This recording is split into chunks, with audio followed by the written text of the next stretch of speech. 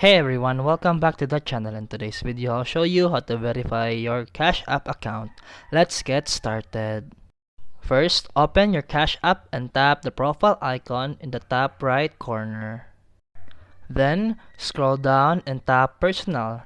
This is where you'll enter your full legal name, current address, date of birth, and last 4 digits of your SSN.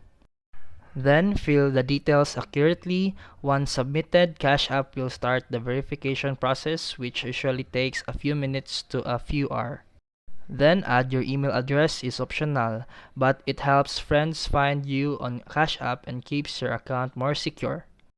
Once verified, you'll unlock features like higher sending limits, Bitcoin purchases, and access to Cash App taxes and boosts. And that's it for today's video. If you found this helpful, please like and subscribe for more videos. See you in the next one.